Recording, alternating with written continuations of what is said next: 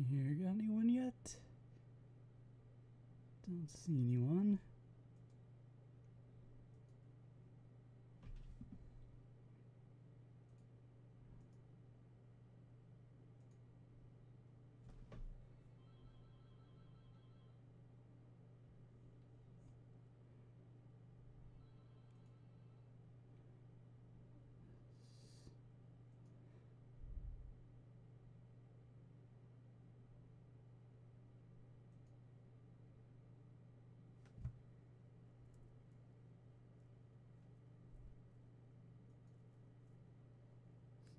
Create.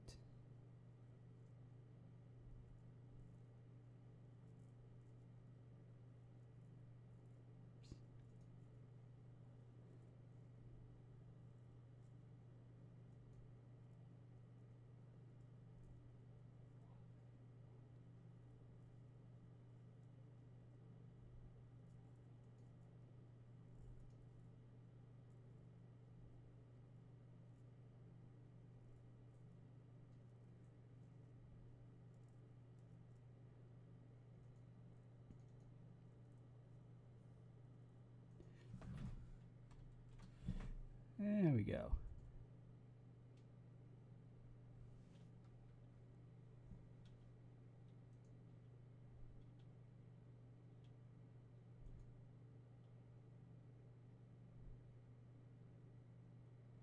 There we go.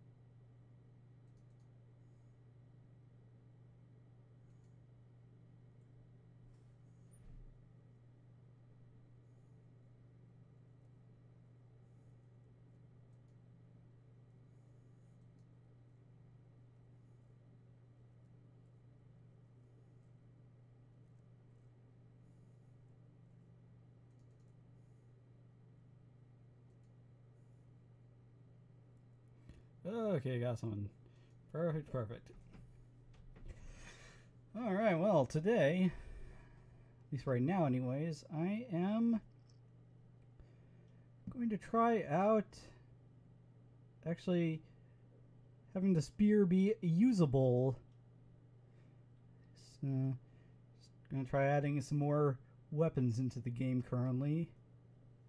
And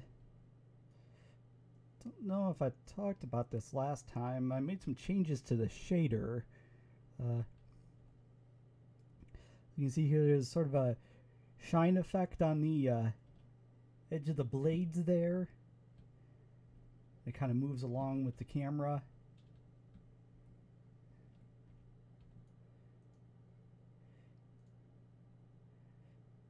Basically, I went into the shader and I made a whole lot of adjustments here. One thing, it now has a normal. It has its usual texture slot for normal stuff, but then it also has this additional one here. I can modify it if need be. Also, I added in the ability to have bump mapping, or normal mapping as it's sometimes called. It's not really a texture. What it does is, if you're unfamiliar with it, bump mapping just sort of makes certain areas of a model appear to be either kind of like recessed or sort of like poking out a bit. I mean, it's kind of right there in the name, the bump mapping, so you can make things look, well, bumpy. Like here, you can see it kind of, what I did right there, it sort of adds this sort of weird kind of uneven effect. Almost, it just makes a model look like it has a bit more detail to it without you having to actually have that be like part of the model. You don't have to add any additional geometry to it. It's kind of a basic thing, but nice. And then what controls the shine is, it's called rim lighting. Have these two sliders down here. You can see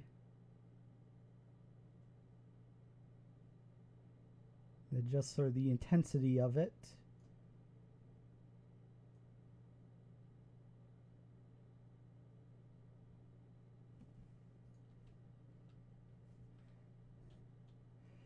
And there's actually rim lighting on everything to a certain extent. Like you can see just a little bit of like a glow around the characters now.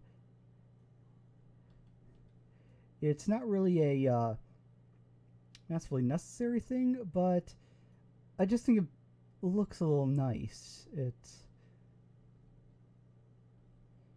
just it kind of adds almost like a softer look to them in a way.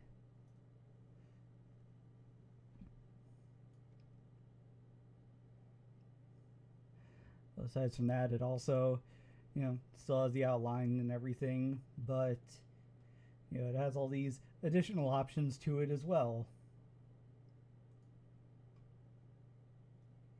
And also, boom, I have added some really, really basic trees. Just kind of testing things out right now, but these trees actually do have some bump mapping to them.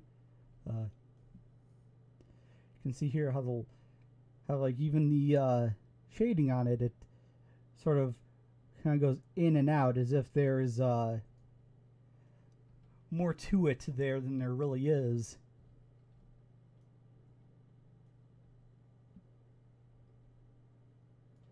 And it's also on the top part there. But actually, my favorite thing that the rim lighting does is allows for this really nice glistening effect for things like the jewel on the crystal here. Actually looks really nice in game when they're moving around. You see, it's just like it has this really nice just sort of sparkling effect to it. But at the same time, it still keeps the overall cartoony look of it.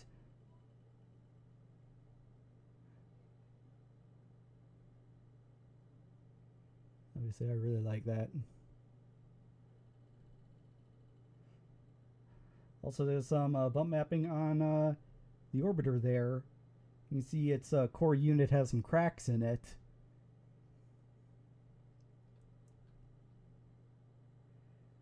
And yeah, you can see how the light kind of interacts off of it. Like I said, it's really simple, but it's just kind of a nice effect, I think. Oh, also, I have changed some animations. First of all, the dual blades opening attack. You can see now it includes this forward leap, so you can actually close the distance between you and your enemy when you start your attack. So, if I can demonstrate right here.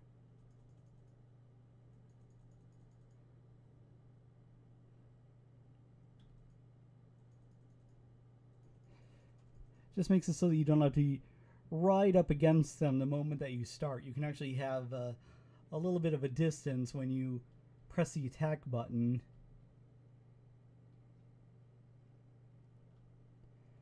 And also, I changed running animation slightly. You can see now there's a little bit of a sort of a bobbing effect, make it. I just want to make the running look a little bit more impactful.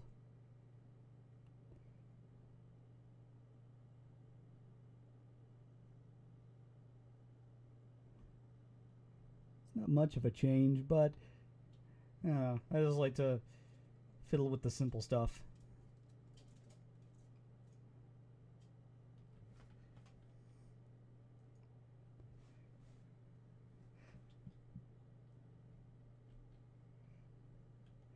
But anyway, let's get back to working with the spear here.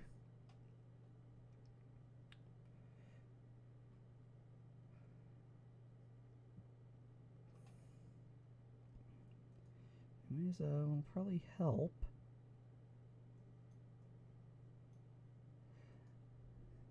So what I want to do is set up the colliders for it. So what I should do first here,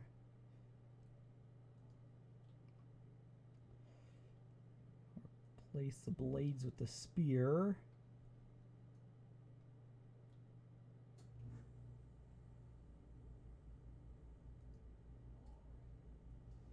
And the air conditioning is going on.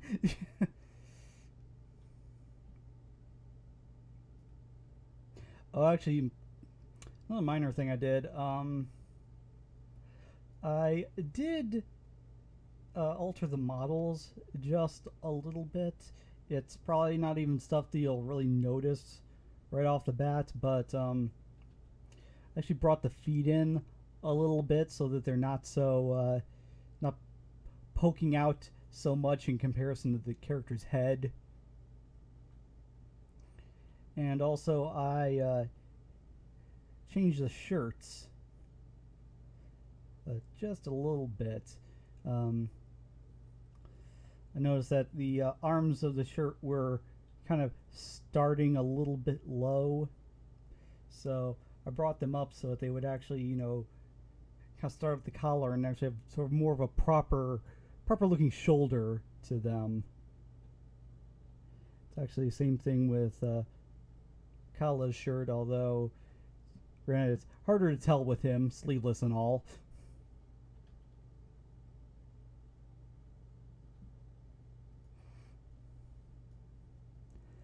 Yeah, it's, like I said, probably not something anyone will really take note of, but it's just nice little things I like to work on. I'm obsessive like that.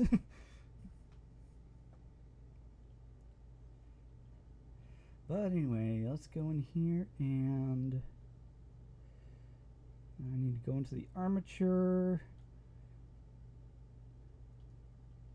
And the only annoying thing about this is just how many levels that you need to go through, because everything is parented to something else.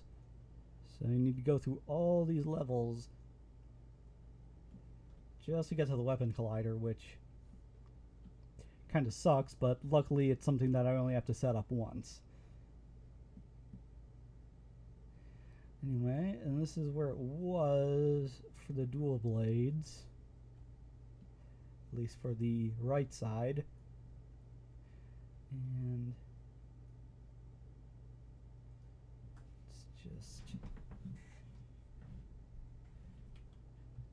set that to 0, put that back in the center, and then bring that forward. And yeah, I want that to more or less line up at the tip.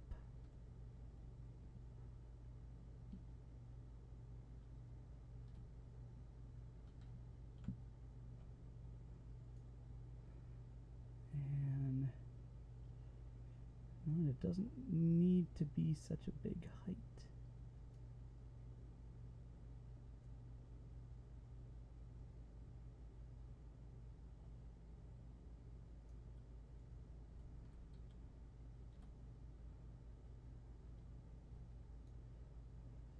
So it's at -35.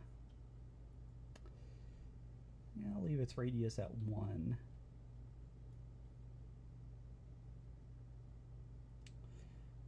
Okay, I just all these values. Copy that one and for the hitbox.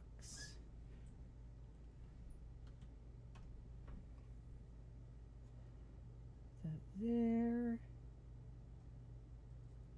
And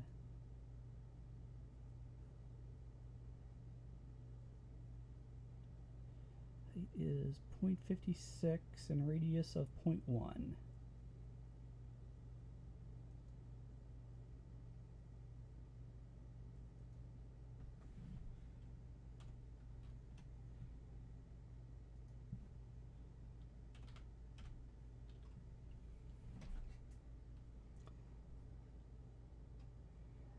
And let's have its minimum attack be 20. Its max be 30.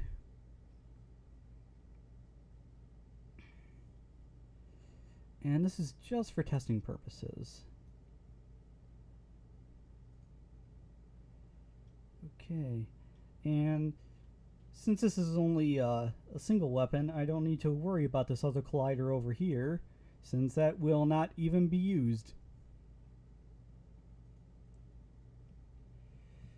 Just go in here and see here. Okay, weapon. And let's drop the spear in there.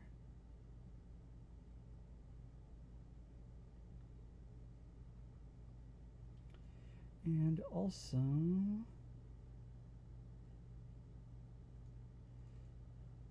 let's change the animator, which I should have it in these so it'll change the animator, but for now this is just testing. Okay. And I forgot, I did not change the animator. That'll fuck things up.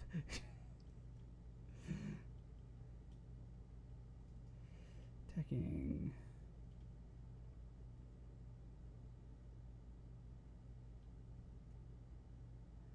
And let's go in here.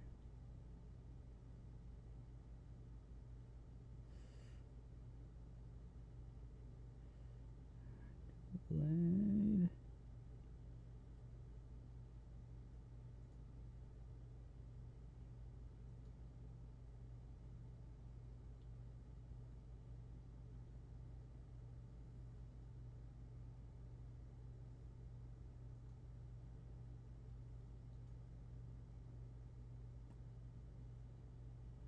What the heck's going on here?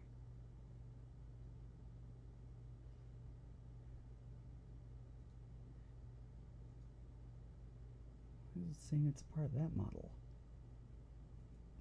Go in here. Something's up.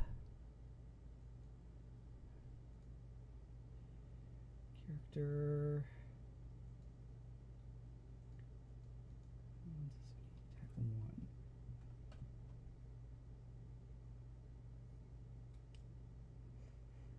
And also I forgot I don't have any curves set up for this, so let's change that.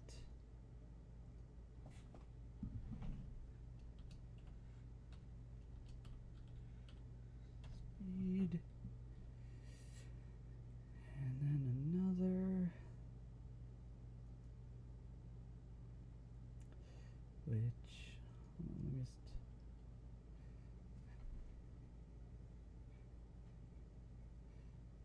just want to make sure that I get the names right, because if they're wrong, then nothing will work right.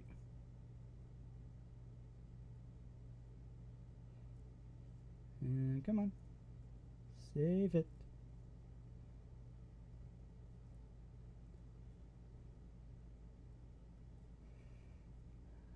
Then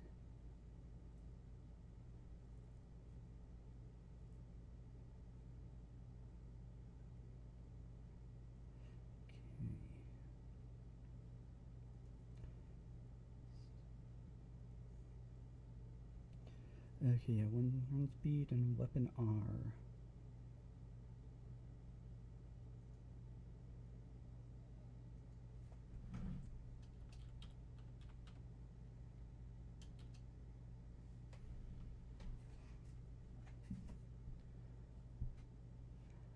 Now with these, in case I haven't explained it before, or if anyone forgot, the curves right here are what control both the character's movement during attacking, and it's also what controls the exactly when the weapon's hitbox is active.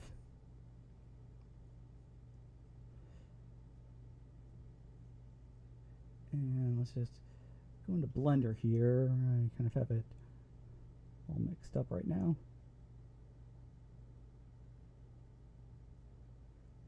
Anyway.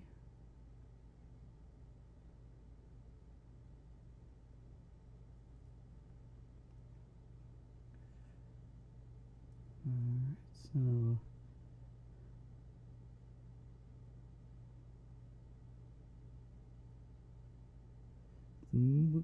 the actual foot moving animation goes from frames 11 to 26. So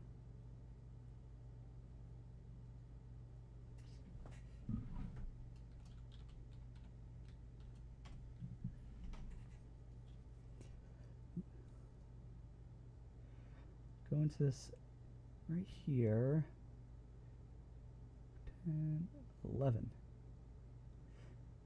Okay, so I go into frame 11 right there, add keyframe, set at 0.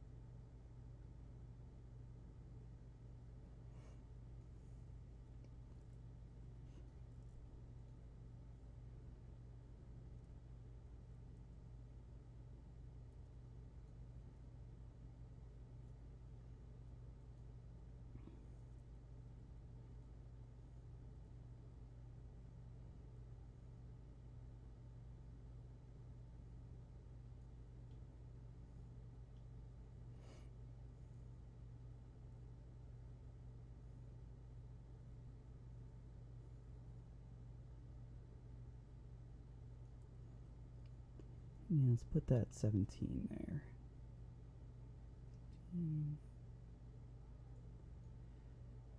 17. Add a keyframe.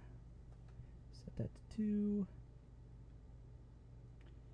And move on to 26. Another keyframe. And that's 0 again. Okay. And now the one for the weapon. This one works a little bit differently. I don't want it to be a kind of gradual climb and then drop back down. This one is actually going to be a constant number. You know, it's either active or it isn't, true or false. So in this case,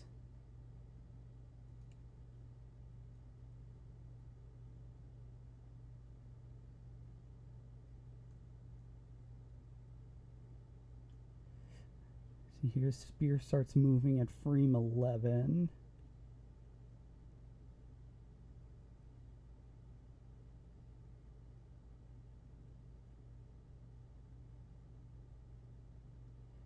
And stops at frame 26. So, it's just like the other one. And jump right to 11. Keyframe. So we set to 1. 26. Keyframe. And this one will be 0. And now I actually have to go in here. And right here at this frame.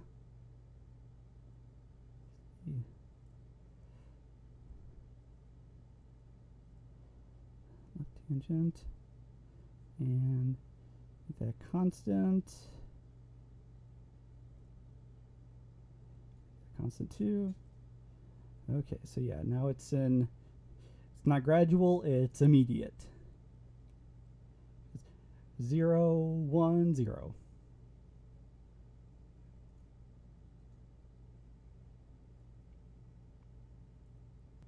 Just apply that.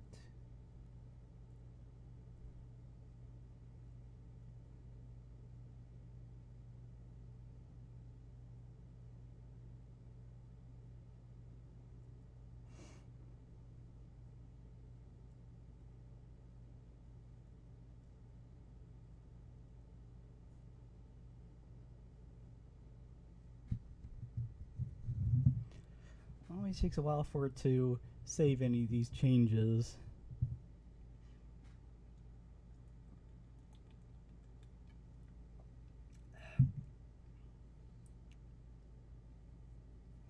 Okay, that's done. And back into here and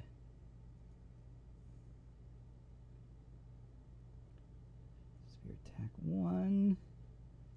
Okay, now that's set up. Put that there. And I'll also have speed be normal 1.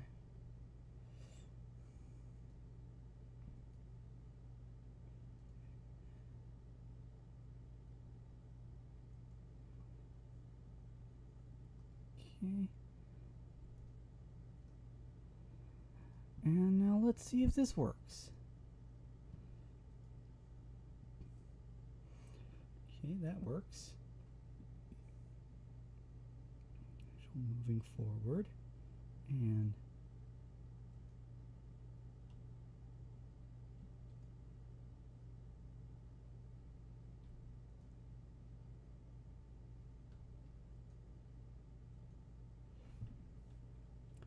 something is up here.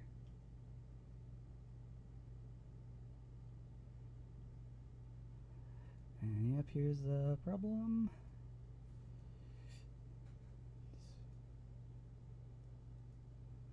At least I think.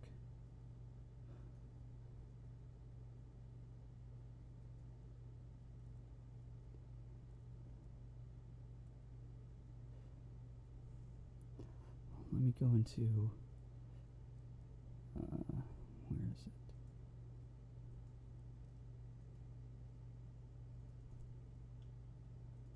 Blade 1. Okay, so still using that.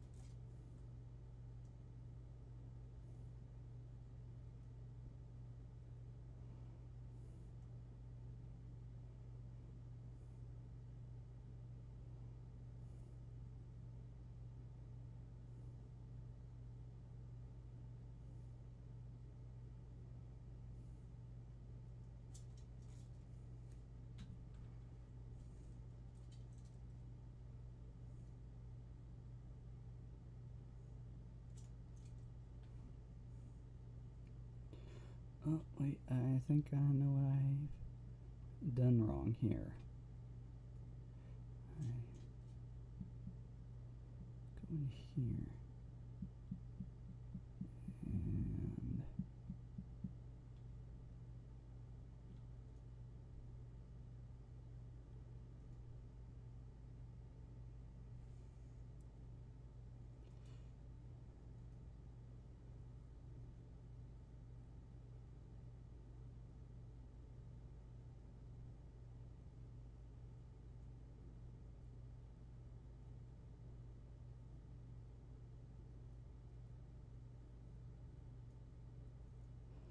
That's why I don't have anything set up in weapon range.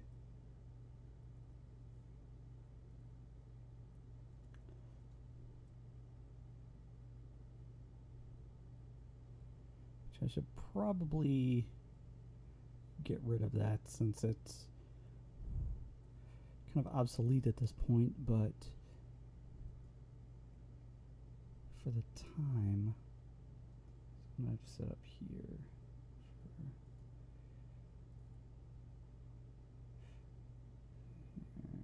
0.8.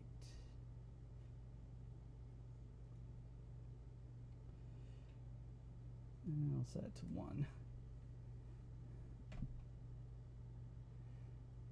Okay, now let's try.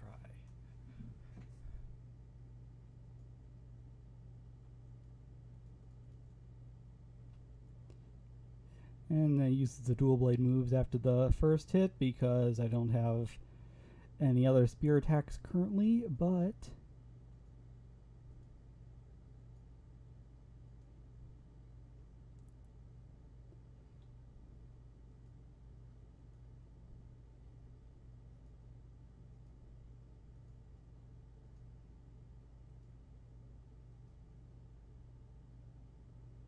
I might actually want to make this animation faster in the future.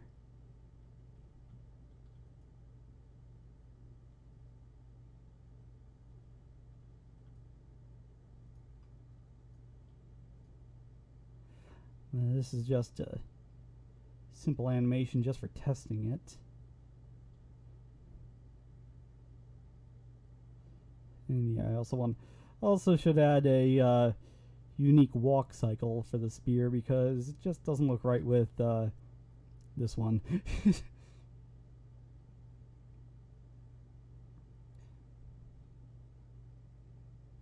But hey, at least we now have it in.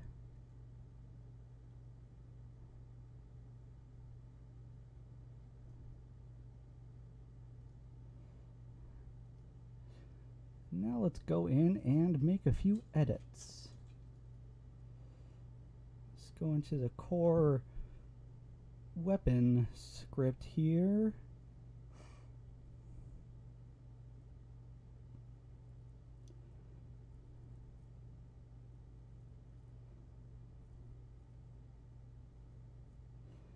No, don't really need the weapon type.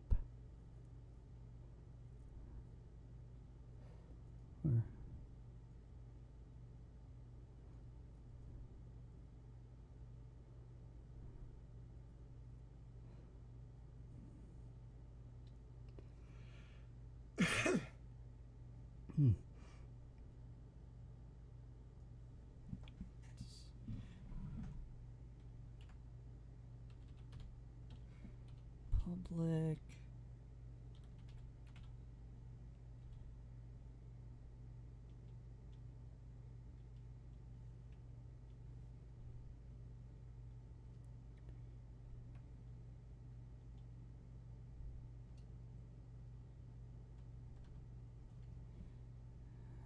Animator.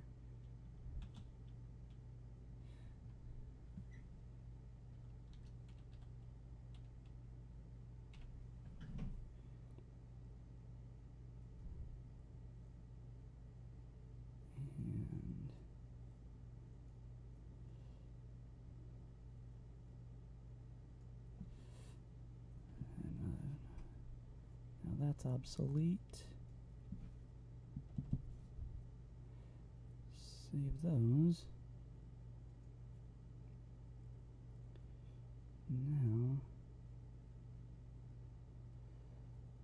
animator and okay, I done something. I done something wrong. Clearly.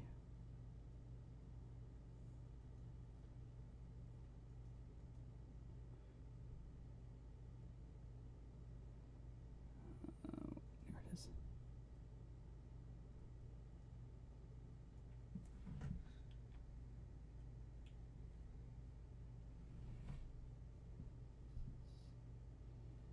Here.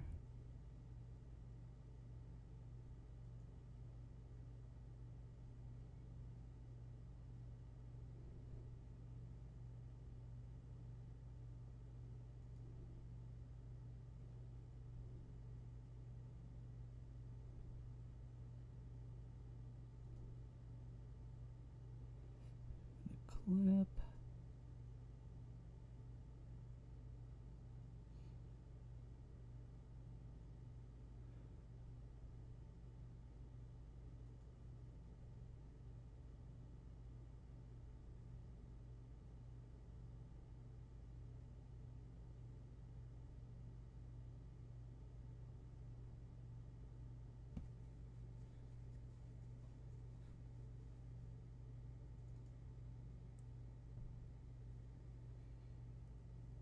You know, when all else fails,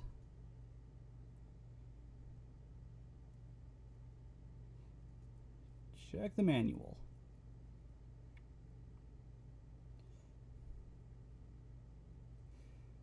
Let's go into animation.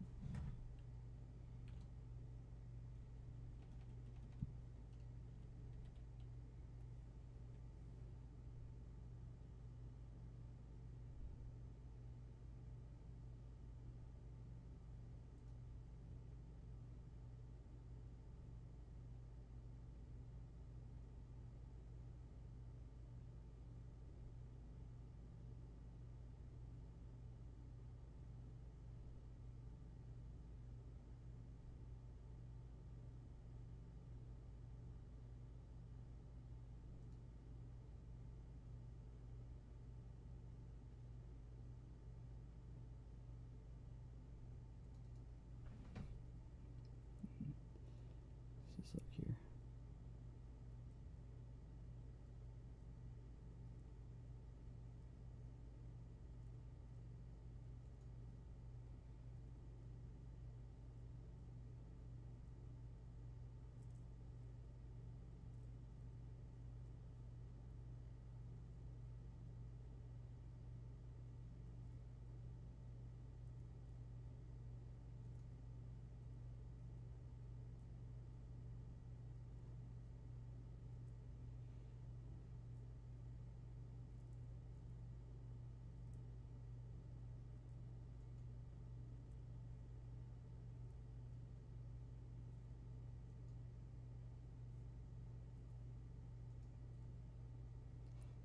Let's just check scripting.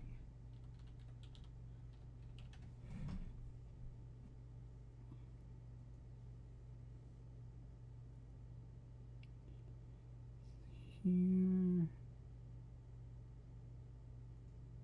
Need that.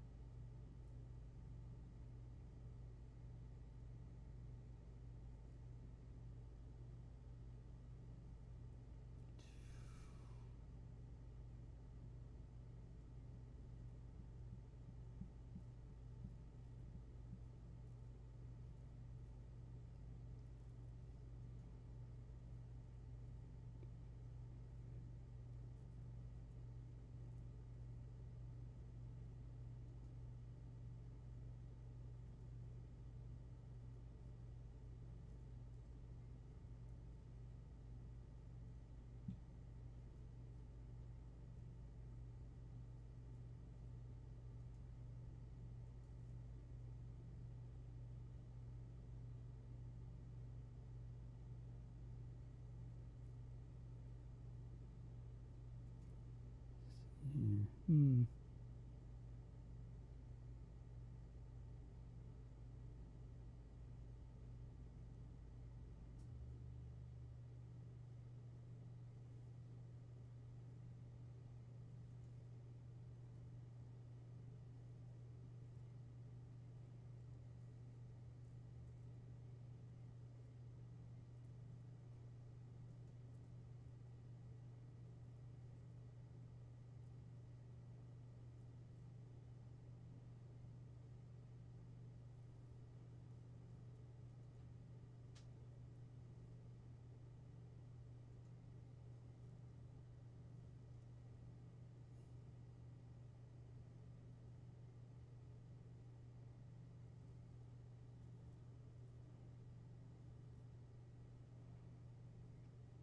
No, there must be a way to do it. I'm just not sure how.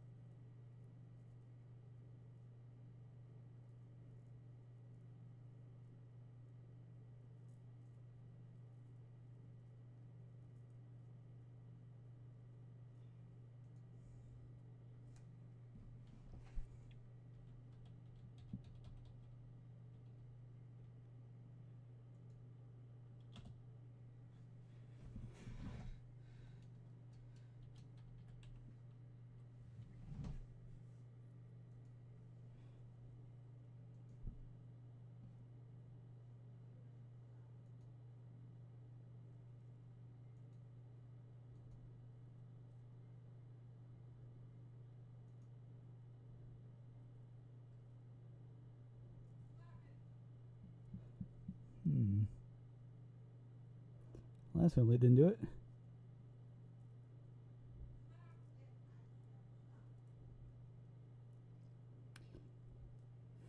Yeah, I'm looking for how to set a animator, a particular animator, to be used with each weapon. Because currently I have a separate animator for both the dual blades and the spears, and I can switch between them in the editor, but I'm not sure how to do it through code. And I kind of need to do it through there.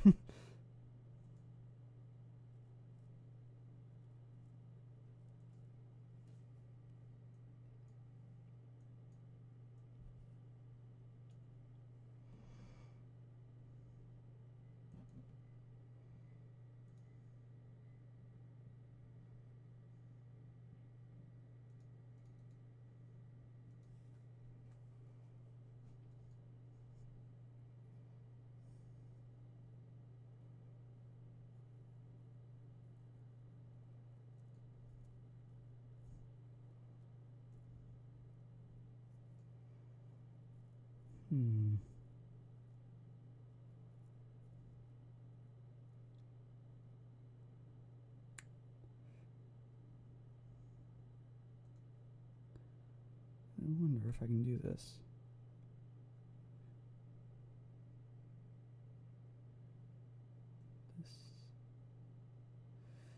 No. No, it won't take that.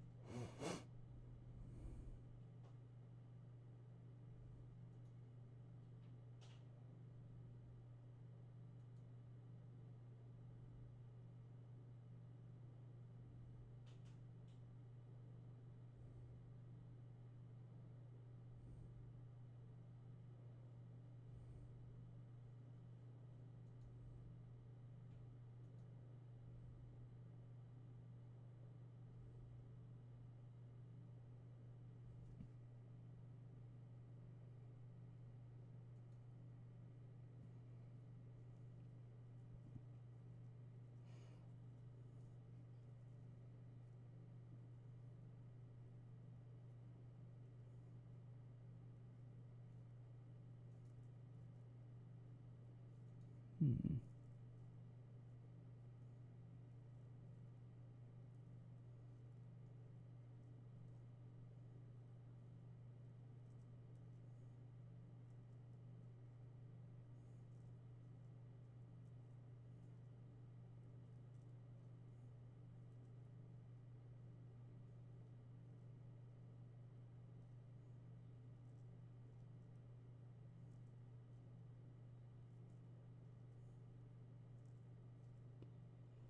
Hmm.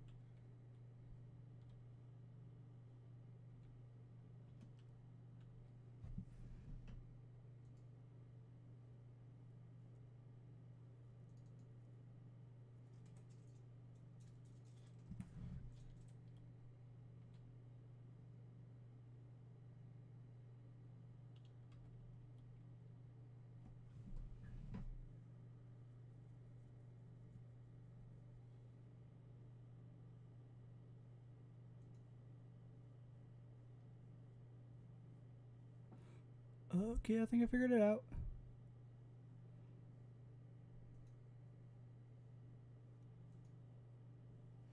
Took some guesswork, but I did it. I think. Wait.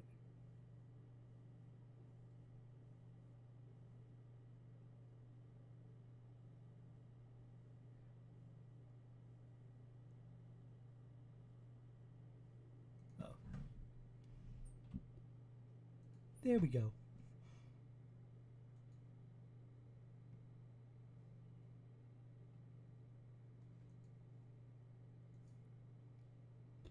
And parts, assets, objects, equipment, weapons, test spear.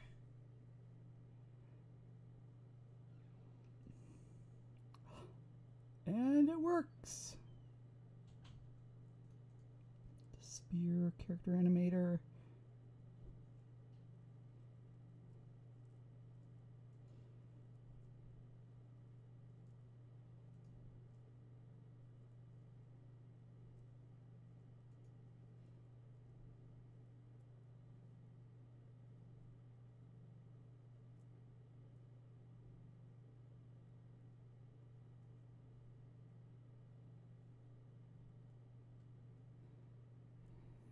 Initialize.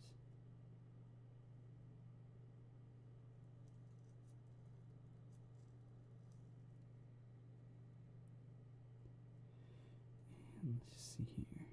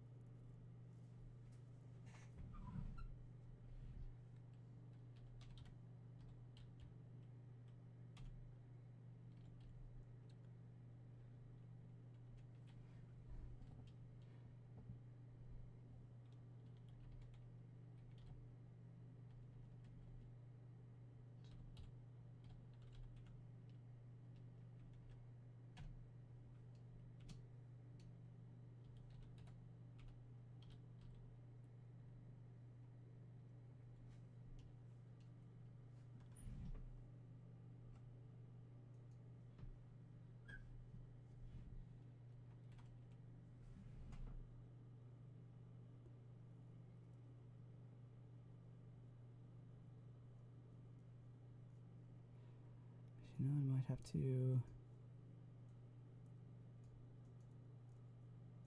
copy and paste this to the others here.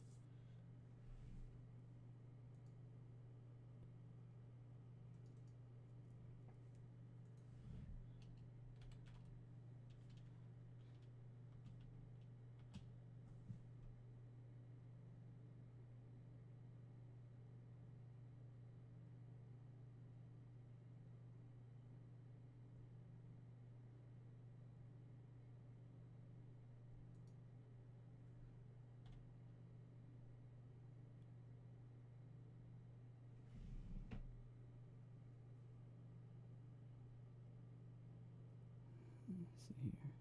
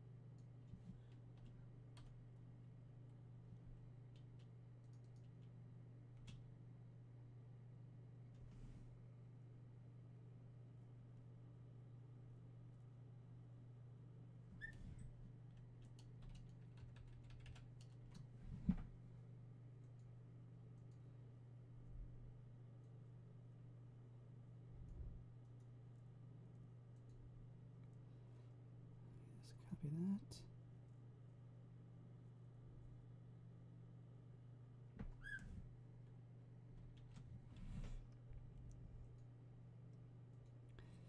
Save both of those and let's just make sure that I have this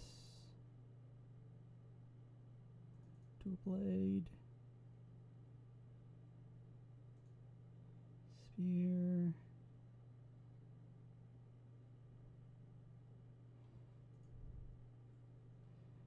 Okay, so it's currently set to spear. Gonna set the blades back in again. And if this works, it doesn't.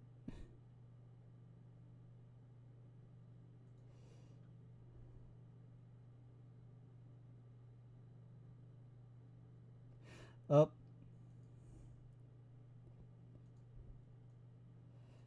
Forgot to copy and paste this part.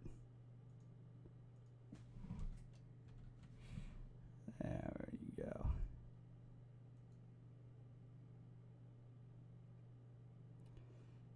Now let's try.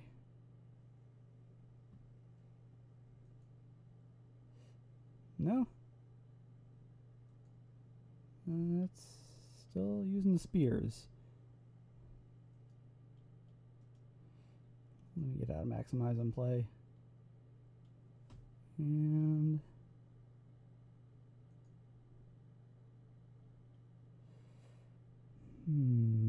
let's see here.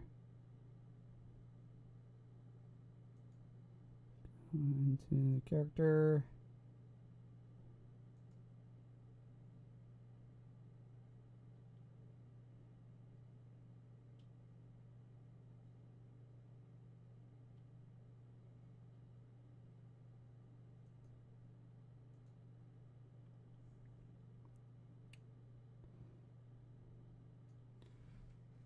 Let's try something else here.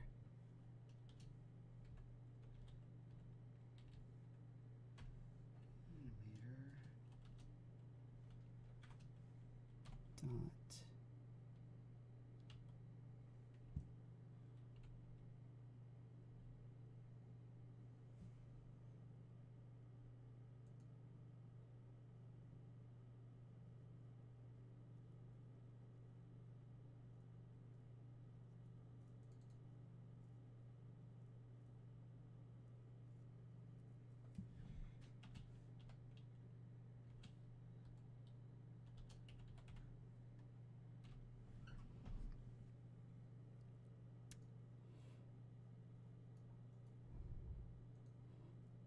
Copy that. Paste over that. Save them both. And let's give this a shot.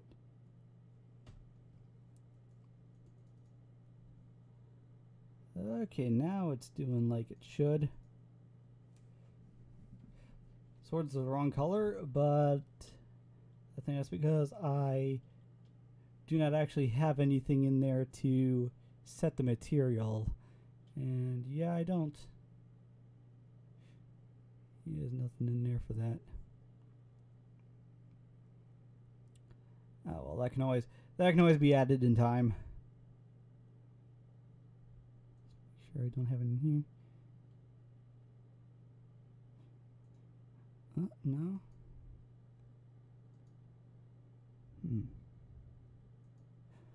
Okay, it actually should be doing that.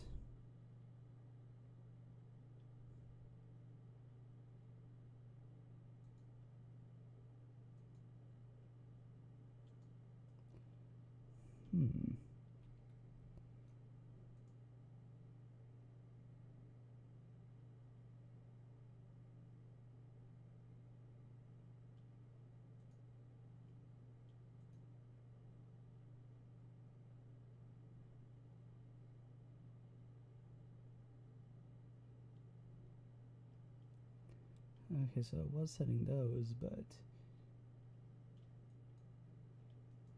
should be getting rid of that on the second.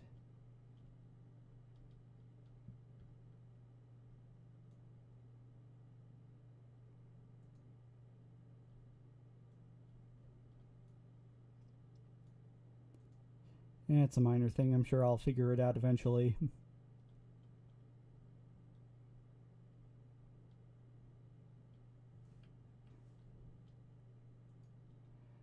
And just to be extra sure,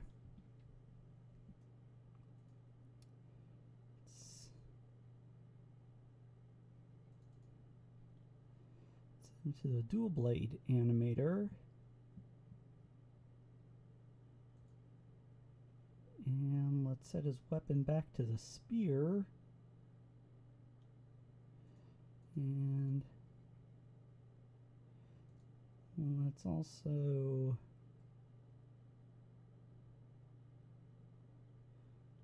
here, set this back to the blades. Where are they?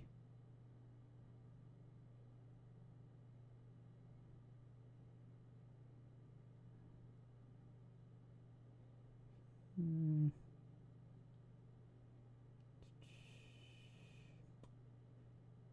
they go?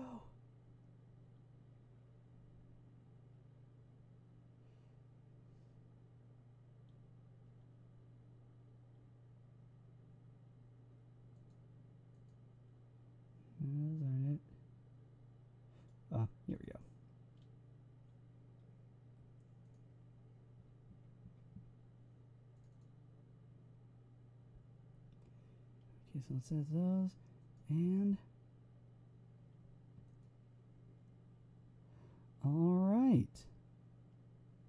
This is working perfectly. Or at least for the time. It's still really simple at this point, but as usual, I start simple and then I gradually build off of it.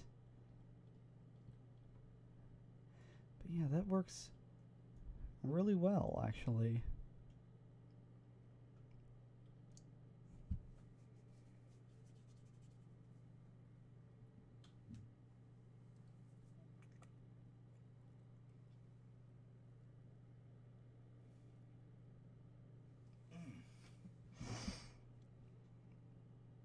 Let's see here. Any questions?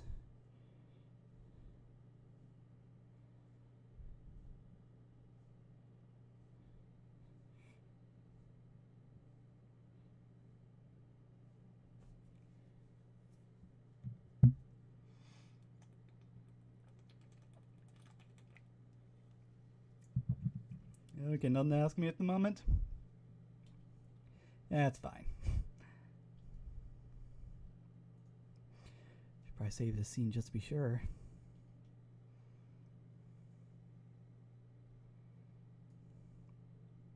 Actually, something I don't think I ever explained is that if you look at the scene hierarchy here, let me just collapse some of this stuff down and make it a little easier. But you have this right here, which is the area, which is where it started. But then once the game starts, you have this little section here called Don't Destroy, Unload. Essentially, it doesn't really come into play so much right now, but this is actually something that I have in place for the future.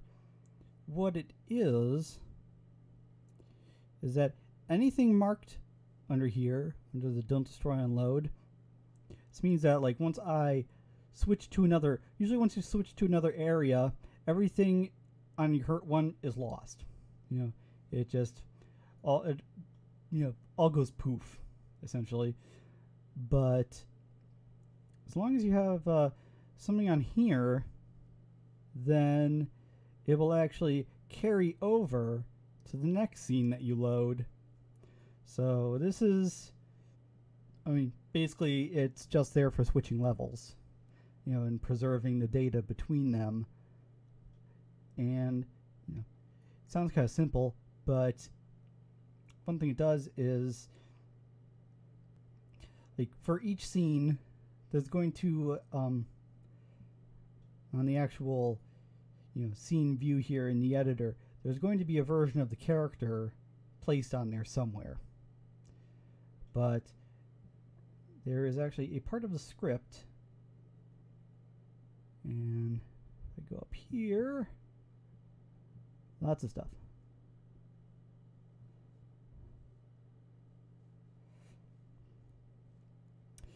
See this part here, awake.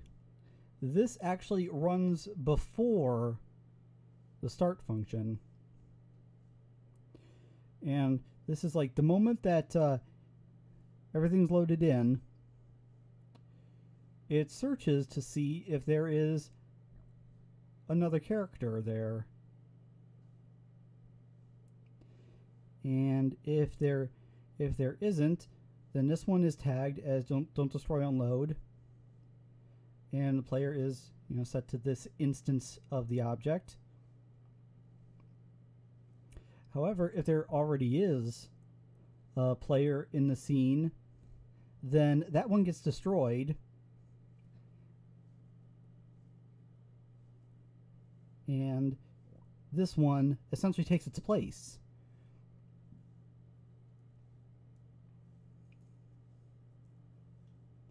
And again, like, this sounds, you know, very basic. This is kind of like, well, duh. You know, I mean, obviously when, but it's kind of a weird thing to figure out, if I can say it like that. Before, when I tried loading levels, what I would do is I would store certain variables about the character. Like I would have, like I would, because Unity has these, has sort of a built-in save file system called player prefs. And what I would do is I would save certain things like their attack power, certain details about them, like their name and whatnot, and I'd save those into those variables, and I'd have it so that the moment that a new scene is loaded, it would recall from that and essentially sort of rebuild the character from scratch using those variables.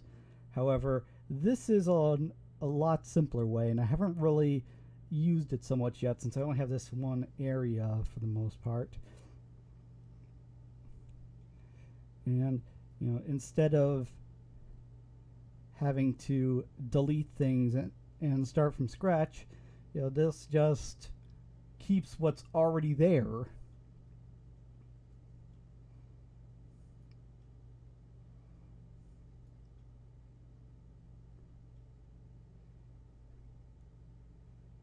Yeah.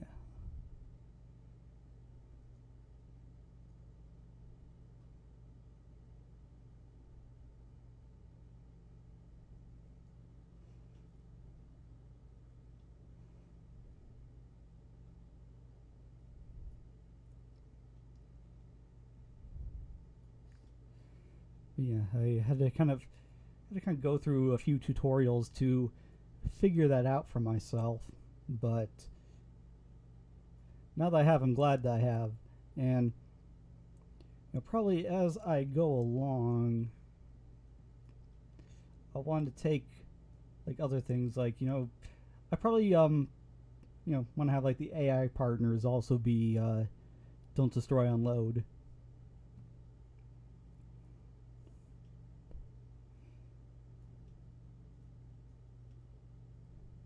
But let's see here, what else was I talking about?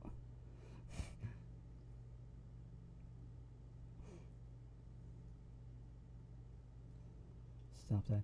And actually see, as soon as it stops, that don't destroy, unload area is completely gone. That only actually exists while the game is running. And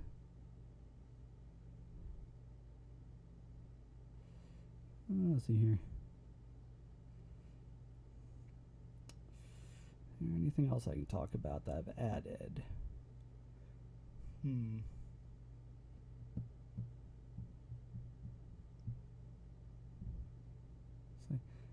I feel like there's something.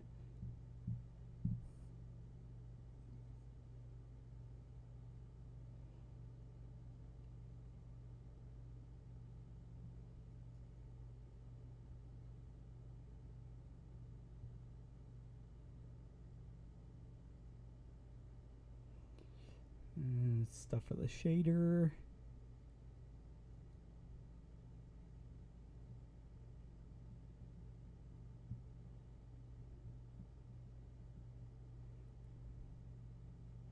And this right here is just for I don't know if I ever actually went over this. I can go over it now. This is the script that actually controls the hitboxes for the weapons. If I go into here, if I once again go into character, go through the whole hierarchy, go down to the weapon, you can see it has this attached to it in addition to the collider. And this is just basic controller script, and right up here you can see if it's labeled for either the right or the left, which does matter, obviously, since there's some weapons like the dual blades which have two different possible hitboxes that they can use.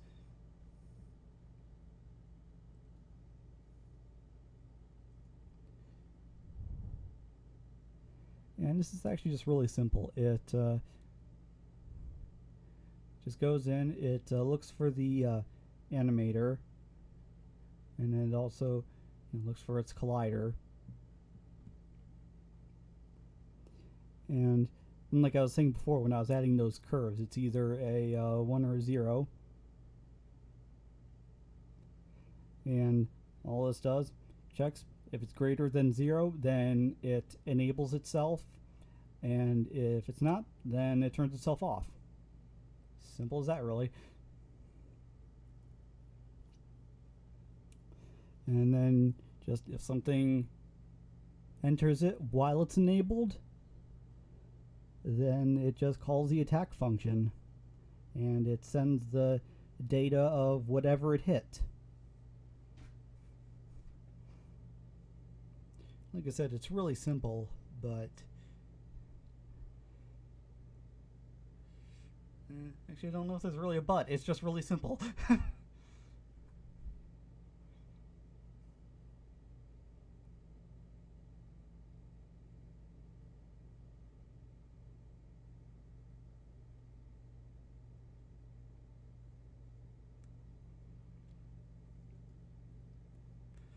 And yeah, this is what picks it up. Just, it's a basic attack function, and it's made to be basic just so that it can do all this. See here, all it does is it just checks if whatever you hit is an enemy, and if it was, then it makes another call to the weapon itself, which in both the dual blade and the spear, you can see that it has a function attached to it, which is just attack. And currently, it's the attack function is really basic. It just creates the damage based on a random range between the minimum attack and the maximum, and then adds player strength onto it.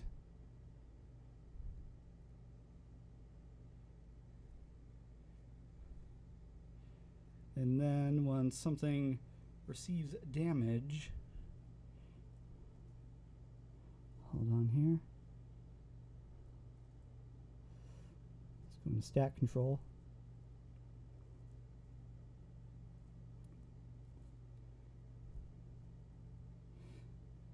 Yeah, everything basically uses this script here by default, because if you see right here, like in the character control script, you can see that the type of script it is a variant of the stat control, which means that not only does it get to use all this stuff here, but it can use everything in this script right here as well without having to declare anything. Again, it's just something rather handy, because this isn't something that Unity lets you know that you can do from the get-go. Generally, whenever you create a script, it will just create, script name mono behavior, which mono behavior is just their how should I put this?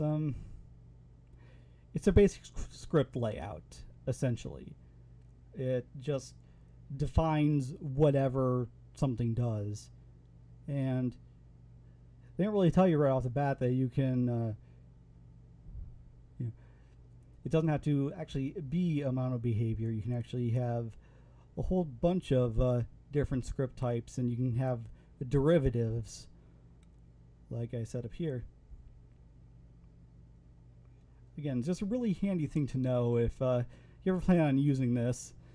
It took me a while to figure that one out, and I'd like to save other people headache if I can.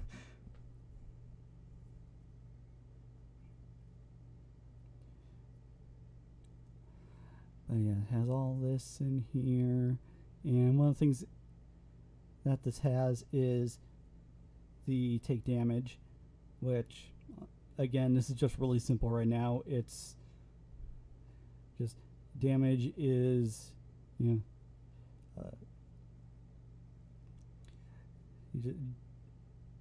when it takes damage, it subtracts your defense from it. And then also, if you're a player, then it also subtracts the defense values of your equipment. And this is all just really simplistic right now. I would like to make it a little bit more in depth as I go. You know, not have it be just, you know, simple little equation like this. I would like to have some variance to it.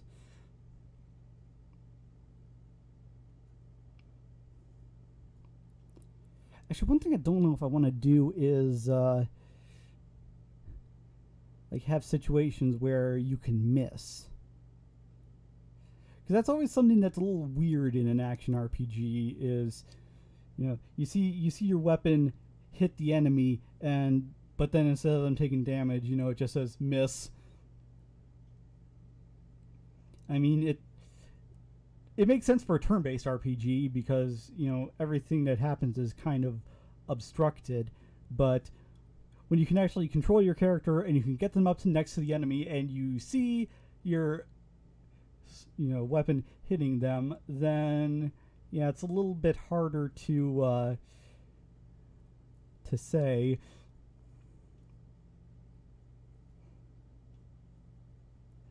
I mean, I do think that there can be situations where you can deal no damage, but, you know, if you actually hit the enemy, then I think I want to have it so that, you know, it actually hits the enemy.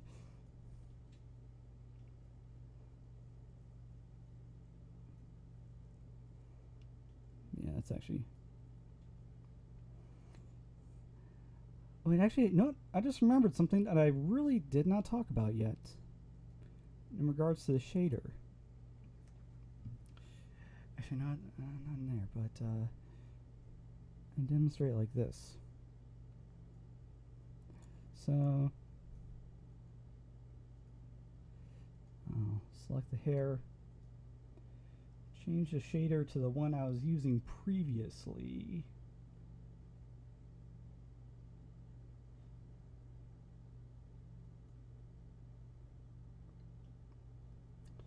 And if you notice, when I change it like that, the shadows on it change.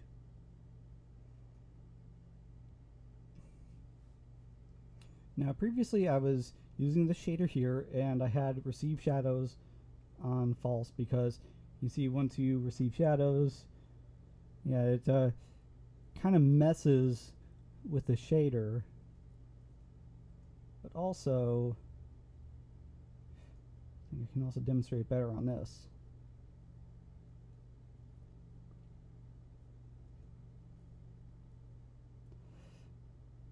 And you see here with the shader, notice that there's this patch of light right here.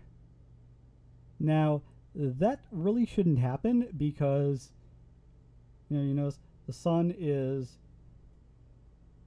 pointing this way, so, and just because of the angle, there should be no way that this part of the face is receiving light.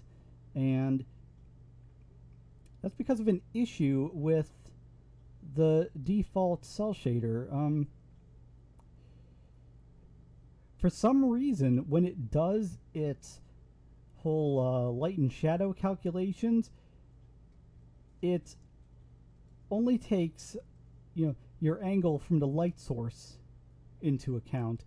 It doesn't take into account like any objects that are in front of it or in back of it. So, in other words, there's really no shadows to it. But then that's where my fix comes in. I set this back. Now you see with this, suddenly I can have shadows received again, and that patch is gone. And change this back too.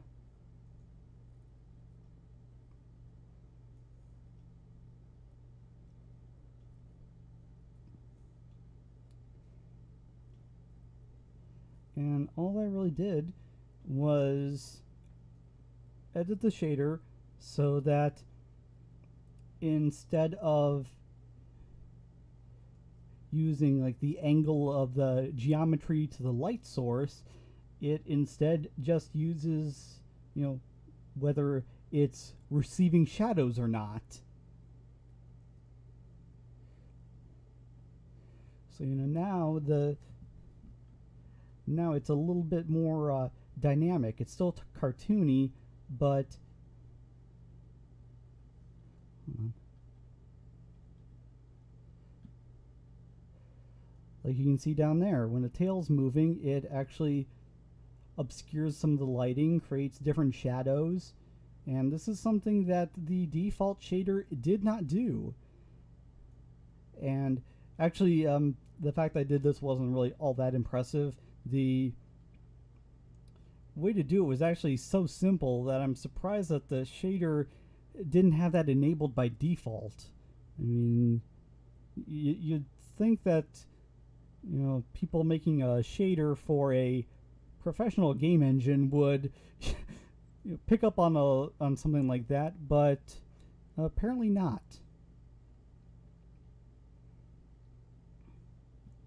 But you know, this still uses the if you look in here, it still uses the color ramp here.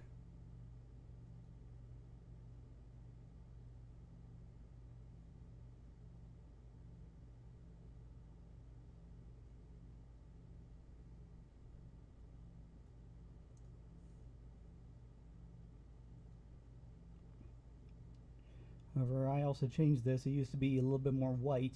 Now it's sort of a 50-50, which is a good thing for the change that I made. Since, like, depending on how much shadowing an object receives, that determines, you know, where essentially the, you know, where it's picking up the color from this.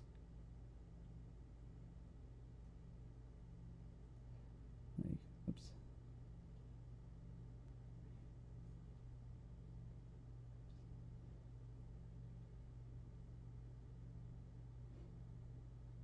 Yeah, you can see now things can be obscured in shadow, you know, and this all happens in real time.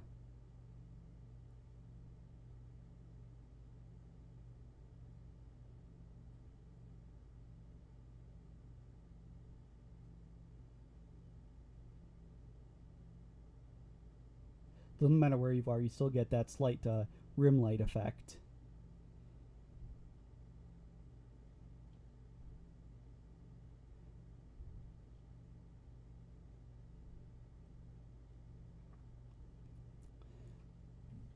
But, you know,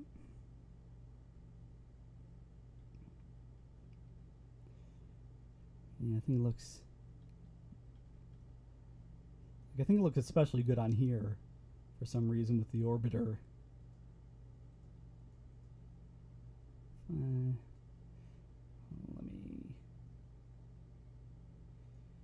disable his movement and his nav mesh agent so he'll stand still.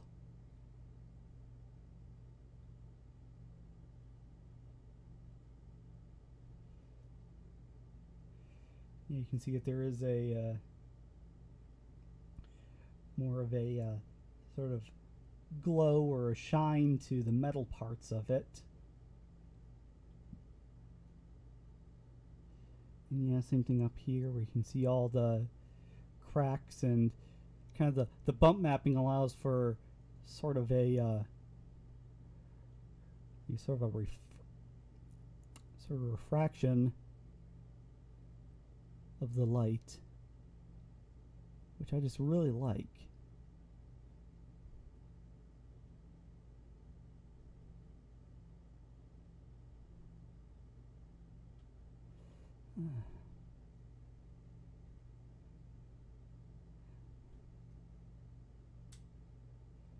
But yeah, this is all stuff I've been working on.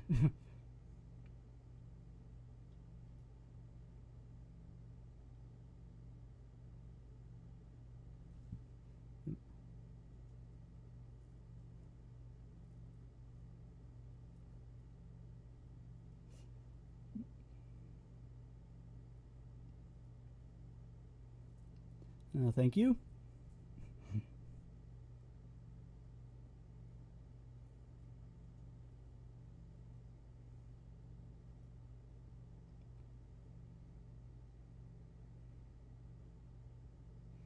Yeah, this is all I really have for now. I'm probably going to work more on animations for the spear, and possibly also change some animations for the dual blades. Like I like the leap forward to start, but I may change the other animations just so that they look a little bit more dynamic and not so stiff.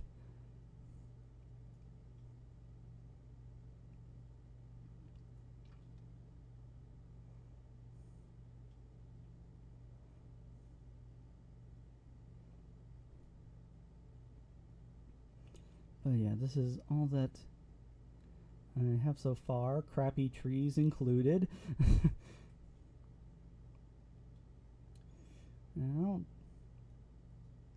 Actually, no, I really don't know if I like these or if I hate them. I don't know.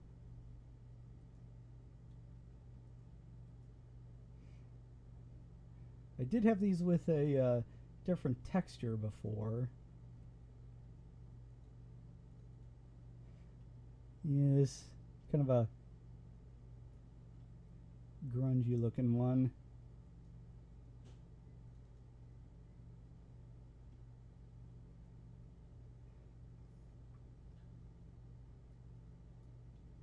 I mean, truth be told, I do want the environments to actually look a little bit more cartoony than this one right here. In fact, I'm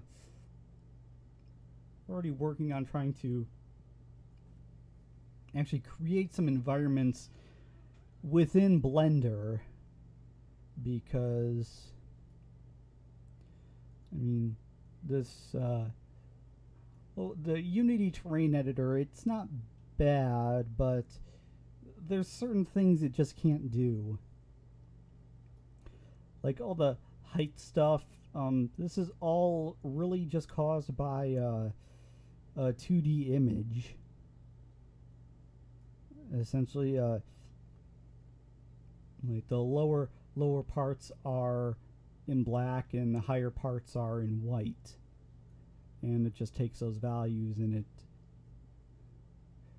turns them into what you see here, which is fine, but it means that you also can't do things like overhangs because we're talking about a 2D image. Yeah. I mean, anything that you try to put over would essentially just make a straight line down. But well, and also one thing about this is that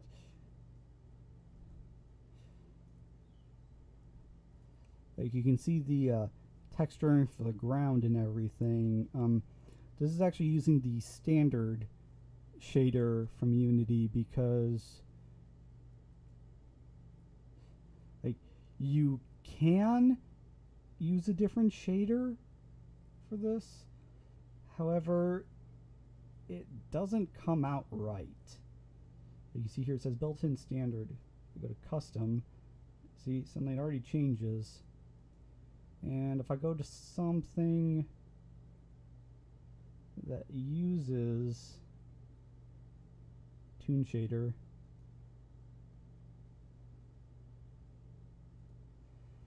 all of a sudden, yeah, it becomes very, very low quality.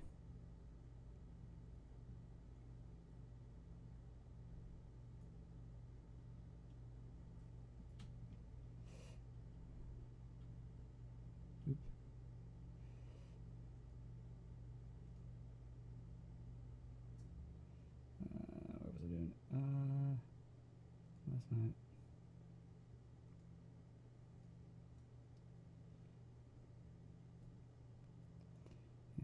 However, you can see whenever you use a toon shader with something that you actually, with like a model that you actually bring in from another source, I mean, it looks perfectly fine. The quality is all there. So that's what I'm going to try.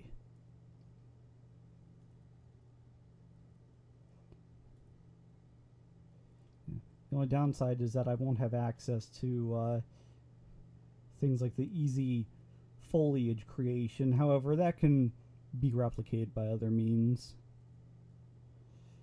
I mean, heck, even now these trees aren't using the actual Unity tree system, because unfortunately the only things that you can use with this are trees that were created through the speed tree editor, and I don't have that because you need to pay a monthly fee for it. And I'm kind of broke, so yeah, that ain't happening. But yeah, like I said, maybe it I'm thinking actually making my own terrain will be for the best, because then I'll have, you know, actual complete control over things. I won't have to worry about, you know, working within Unity's own confines. But yeah, that's all I really have for today. But hey, thanks everyone for coming in as usual. I'd like to say that I hope to stream tomorrow as well, but you know how things are. It's usually if I stream one day, then I miss the other one. But anyway, I will see you all another time, be it tomorrow or next week. But anyways, I'll see you later.